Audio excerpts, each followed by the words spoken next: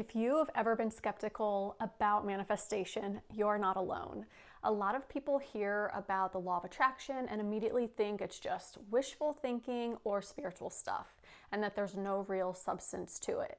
But what if I told you there's actual neuroscience, psychology, and quantum physics that explain why manifestation works? Today, I am breaking down the science behind manifestation, and by the end of this video, you'll see that it's not just woo-woo, it's rooted in how our brains, energy, and actions shape reality.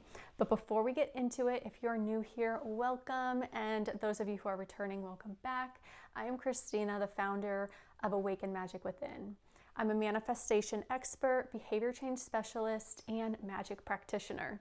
My goal with this channel is to use the synergy of magic rituals and mindset modalities to help you manifest effortlessly. If these topics are something you're interested in, consider subscribing. Now let's get into it. Let's start with visualization. One of the core principles of manifestation is seeing your desired outcome in your mind before it happens in real life. And this isn't just spiritual philosophy, science backs it up.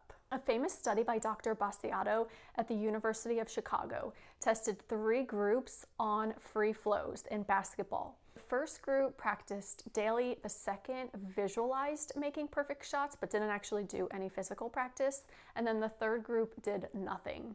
After 30 days, the visualization group improved almost as much as the group that physically practiced.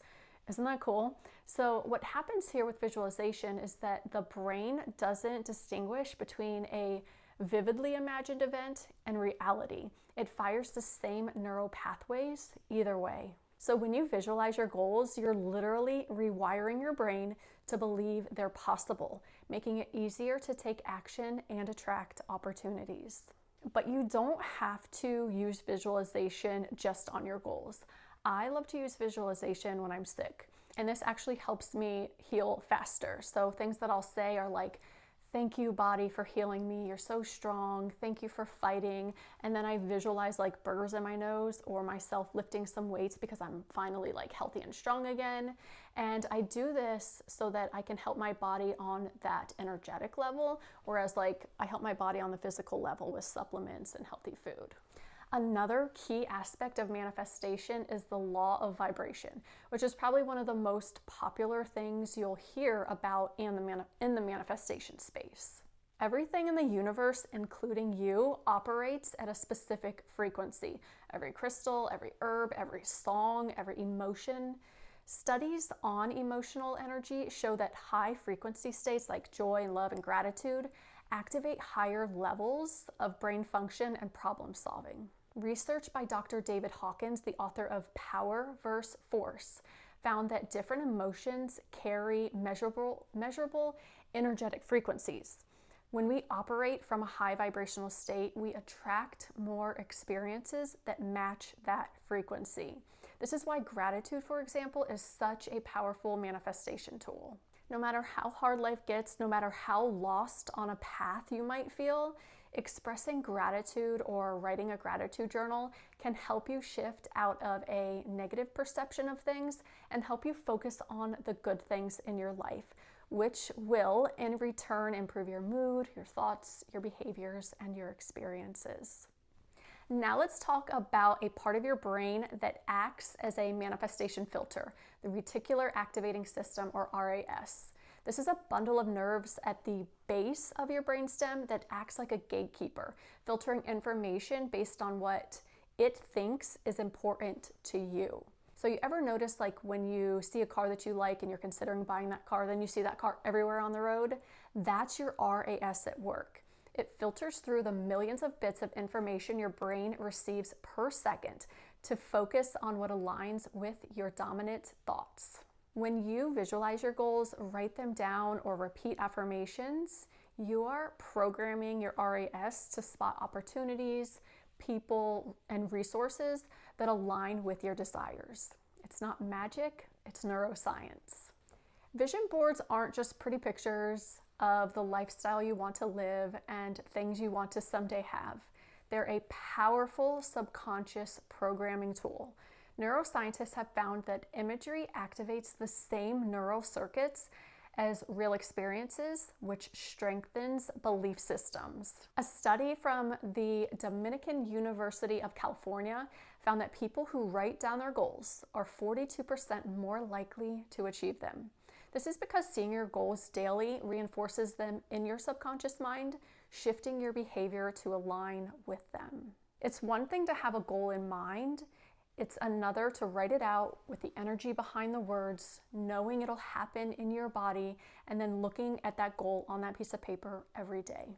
Here's where a lot of people get manifestation wrong. They think just thinking about or writing down their goals or looking at a vision board will be enough to attract the things that they want.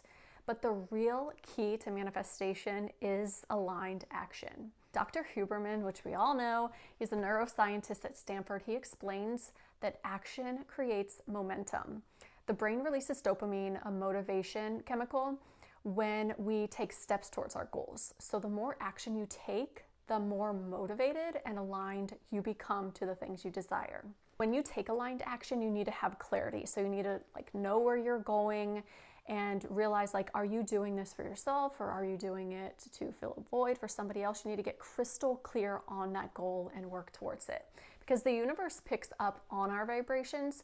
So if you say you want something, but deep down you don't actually think it's possible or that you deserve it, what you're doing and what you're trying to manifest might just take longer or not even happen at all. For those who love a little quantum physics, let's talk about the observer effect. In quantum experiments, scientists found that particles behave differently when observed, meaning consciousness impacts physical reality. Some theorists suggest this could explain why our focus and intention shapes our outcomes. While this is still debated, it adds another layer to how our energy interacts with the universe. Now let's take this a step further into the concept of quantum jumping.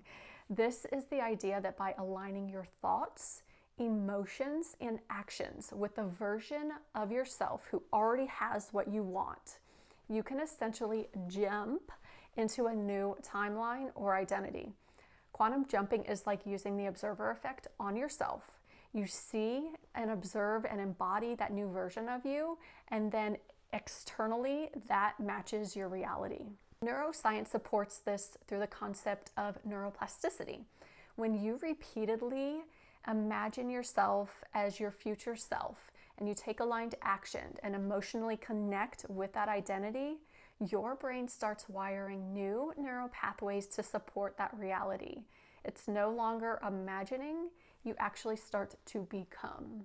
So whether you're looking to manifest something you've never had before or step into a life you've only dreamed about, combining visualization, high frequency emotions, and embodiment of a new identity can create powerful shifts. So, is manifestation woo-woo? Absolutely not. Science backs up visualization, emotional frequency shifts, subconscious reprogramming, and the power of aligned action. Whether you believe in it spiritually or neurologically, one thing is clear: what you focus on, you attract. If this resonated with you, hit the like button and subscribe for more deep dives into manifestation, magic, and mindset. And let me know in the comments, is there one area of manifestation you're having trouble understanding or implementing? I'd be happy to help you. Until next week, keep tapping into and harnessing the magic inside and all around you.